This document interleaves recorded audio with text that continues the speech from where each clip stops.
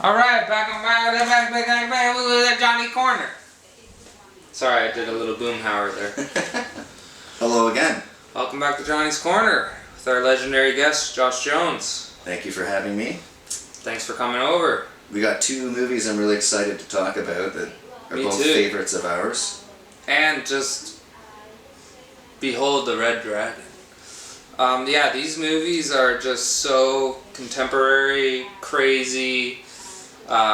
I think it was the only horror movie, Silence of the Lambs, that won an Academy Award of all time. Best Picture 91. Yeah. It's literally a horror movie. Like, there's nothing more horrific. They say it's a thriller, but I'd say it's a horror, yeah. Oh, and then what do you got there, man? And then we got Manhunter, the prelude, Michael Mann film. Yeah, part one. Yeah, this is the original. It Do a came lot out of people before. It was under the radar. It's probably coming out in the same year as like a bunch of action films, and they're like, this is slow. Yeah. Super creepy. First scene. It's a POV, Dario Argento-esque fucking filming, walking through someone's house, walking on dog toys, children's toys, opening up a door. It's not your home. It was really weird. I don't think audience could captivate it quite, other than being disturbed. Yeah. Didn't captivate. Even when I've watched this probably a million times, but like, there's something wrong with me. Like, I would be like, I don't enjoy it, but I was like, if I watch this enough, I'll never go to jail. I don't want to be like this guy. Well, and it's got the guy from CSI in it too. So William Peterson from CSI. CSI. So you learn a lot of tricks. Definitely, that's what guaranteed him the role in that show. They're like, yeah, we watched Manhunter, we were disturbed how creepy you are at it. And fans of the series often, you know... well, there's the Red Dragon movie too with, what's his name from American History X, Edward Norton. Yeah. Great actor in his own right. A lot of people don't know Manhunter was the first movie. This is the first Silence of the Lambs, you could say. Yeah, and then Silence of the Lambs would have been the sequel to that, and then they remade Manhunter with Red Dragon. Silence of the Lambs though, the production. But this is way better than Red Dragon. Yeah. Manhunter. Oh yeah. Yeah. Although there was better action scenes in Red Dragon, I think that's where they went with it. Yeah. They were like, the people who didn't get this cult classic epic from Michael Mann, the same guy who did Heat. Yeah. Robert De Niro, Val Kilmer. Amazing bank heist film. And Al Pacino, Donnie Trejo. Tom Noonan's in it. Yeah. So Tom Noonan, yeah. He's the villain in this. He is. And he brought him back for Heat. He was like a guy in a wheelchair, gangster. Tom Noonan's a great villain. Yeah. He also plays the villain in RoboCop 2. And Last Action Hero. Last Action Hero as well. If you watched that as a kid, you loved it. You watched it when you were my age at 22. You're like, what the fuck's going on? But then I watch it now. It's a great movie. I'm almost 37 years old. You appreciate the cheesiness. It's a lot of fun. Kind of reminds me of that not Charlie Murphy, Eddie Murphy film, The Golden Child. Oh, I love that movie. And it has the actor from Game of Thrones, the Lannister father. He's in it, and like, man, he's good. But that movie, man, there's a couple scenes in it. I'm getting off fucking character here, but it's like, somebody clean up down here! Somebody clean up down here! It's disgusting! And he's like, I just want a chip! I just want a chip! And then, so something we should tell the audience too is how there's two different portrayals of Hannibal Lecter. In Manhunter, it's played by Brian Cox, I think. Yeah. I hope that's the right name. I know he's in this, but I think he was in X-Men 2. He was the father of the kid that was, he was like the guy that ran the operating table for Wolverine and shit. Yeah. And he's in like Rob Roy. He's in like a bunch of movies. Yeah. Like he's in a new show actually on HBO. Yeah, it's Brian Cox. Yeah. Brian Cox, yeah. Great actor. Yeah, he's a legend in his own right. And in Manhunter, like in Silence of the Lambs, he's the FBI is consulting with him to get a profile of the killer that they're currently tracking. Right, so they're asking him for advice, in both and this films. is the guy, he's asking him for advice, and he's the guy that put him in jail, Yeah. Can't be trusted. Yeah. And the whole thing Peterson. about Hannibal Lecter is that, he was serving his own dinner guests of high societies, their own like violinists that weren't too good at working their arts. He thought he was doing a pleasure. He was feeding people cheeks of humans, and he was like, yeah, whatever happened to that violinist? He was atrocious anyways. Glad he's gone. He's like, he's closer than you think. Like, well, I feel very like disturbing. Lots of people are familiar with Silence of the Lambs, but not many people are familiar with Manhunter. I think more people would probably be familiar with Hannibal, with, what was that? More of a prequel. Moore.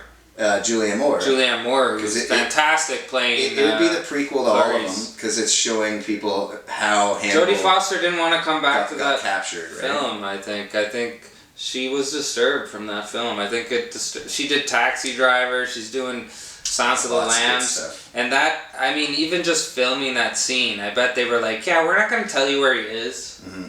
You know, and it's like, they do that a lot in horror films where, like, what's that movie with Aleister Crowley? Like, so the guy who played Aleister Crowley in that movie, he did all the stunts for that Friday the 13th films as Jason. Most of them, anyways. Not Kane Hodder. Yeah, Kane Hodder. Okay, yeah, Kane Hodder. Yeah. And he played Jason. So on set in that movie, I forget, Aleister Crowley was something head or something. I can't remember. Weird. And on set, like, I watched the behind the scenes, and it's just, he's like, everyone on set's like, yeah, he's only in character. He only shows up in mask, and when we're doing the scenes, we don't know where he is, and that's real fear. Yeah. It's like, method actor. And he's right? like, this is how I do things. Call the fucking bureau. Like, it's almost abuse, but like, well, and then get that real fear. And I think Jodie Foster, my point here is that she got that real fear in this, and man, it resonates to this day. Who do you think played a better Hannibal Lecter? Anthony Hopkins, though? Obviously. Or Brian Cox? Yeah, I Silly agree. question. And then what about in the way of villains? Who's a better villain, Ted Levine in this, or Tom Nugent in Manhunter? Noonan? Is it Newton? Tom Nugent. Tom Nugent. Yeah, the right way. Tom Noonan. Fanatic. Right? No, Tom Noonan definitely, you know, it's like the same question, right? You're saying, you know, Brian Cox, Tom Noonan and Brian Cox are the same person. Brian Cox was the first Hannibal. Yes, but compared to... But Hopkins is amazing. Exactly, and the other person you were talking about? Ted Levine. Yes. So, Levine beats Noonan, and Anthony beats Cox. And we like to joke around about Ted Levine, who is an amazing actor. I just want to make sure the camera's still going. Yeah, give us a little update. Yeah, we're still going. We're still live. Going. All right, well... Because we like to joke around about Ted Levine, because he's got a very distinct voice, right? I want to hear his voice, actually. Like, you do a good impression. Oh, wait, was she a great big frat person? So, yeah, I'm sure most people know who he is just off my impersonation. Sure big frat person? Like, he does it deep. Are you about a size 14? She was a big frat person, wasn't she? Yeah, I remember. But he talks like that in every movie, and he's also in Heat. Yeah, he's also in Heat. So there's a connection there, I think. All of them are connected. I think, you know, and all the greatest directors I love, you know, Carpenter. You know, I'm even going to give a shout out to Rob Zombie. He's not one of my favorite directors, but he pays homage to his actors, you know, and he uses the same actors and he gives them work. And same with Michael Mann. Puts a lot of those. Same with John Carpenter. And they're character actors that are, and same with Tarantino does. Tarantino. Is that who you're reading my mind? Yeah. Tarantino does a lot of that Quentin too. Tarantino. And it's showing appreciation for people that may not even be here tomorrow. It's kind of like how and they're Stephen great character actors, and we've lost that in Hollywood. Yeah. We're putting our kids in, we're putting people with no talent, who don't even want to try, they just want money and sex, or whatever, and it's like, fuck that, man. You think Lance Henriksen he was fucking probably 9,000 chicks, doing drugs, getting drunk, do you think it affected his performance at work? No. Get that shit together, man. You know? Yeah, it's like kind of how Stephen King has his like universe of. Yeah, totally. It's always Castle Rock or Maine. Totally, yeah. It's your style. And it all like crosses it's all over style. often. Like doesn't mean you have to copy it. Crossover. Just do your own thing, man, and it goes a long way. And I think, you know, forget about money. If you don't have a story, you have nothing. And something we were talking about before this was how this is like one of the coolest poster art There's ever. like 9 chicks on there, 10 chicks. And yeah, they got the death head moth, they call it in the movie, on the cover. Hey, how come it's not... Wait, it's not my cell phone. It's not open. It won't zoom. It won't zoom. But if you look at the poster, what we have here as the skull on the front of it... We're still going. ...is actually a Salvador Dali photograph from famous 1951. And it's 7 or 8 women, and their bodies are all wrapped around each other, creating... It's like a weird orgy on a moth face. Creating the skull. So we'll try to... Back it up, back it up. Back it up, bring it up, bring it up, back it up. About there? Should be good there.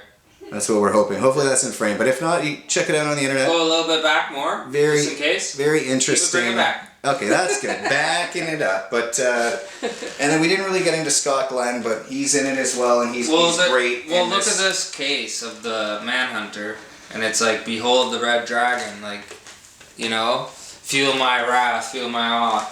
This is about serial, sadistic pieces of shit who've gone through trauma. 99% of the time, they've gone through sexual trauma from their family or their guardian, and it manifests into a sick person. Some serial killers, like Jeffrey fucking Dahmer, they decided to kill frogs and cats and dogs all on their days off. You know, some people just decided to go down that path. You know, you don't need to be evil. You know, there's another side, and you can be righteous. And yeah, it's the nature versus nurture debate. You know, absolutely. It's not always the upbringing or the but it's not always either or. Sometimes it's just innately. It's psychology, and it's all to do with. Yes, you want to be good in this world, be good. You want to be bad, be bad. You have trauma. Do you want to grow from it or not?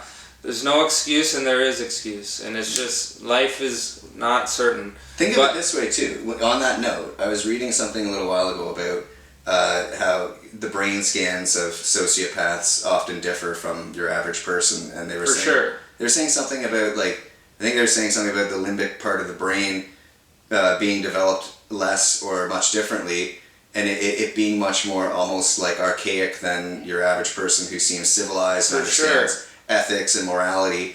And that kind of makes sense if you think of like our evolutionary past, where in the past with no guidance, it could be dangerous. Before moral law and ethics and things of that sort, humans were very uncivil, barbaric, and murderous, and that would be like your everyday life out for survival. You'd be killing people, like whether we're talking cavemen or whatever. But it's like whatever. If you're born with that part of the brain not fully developed, it's like you don't have that empathy or emotion.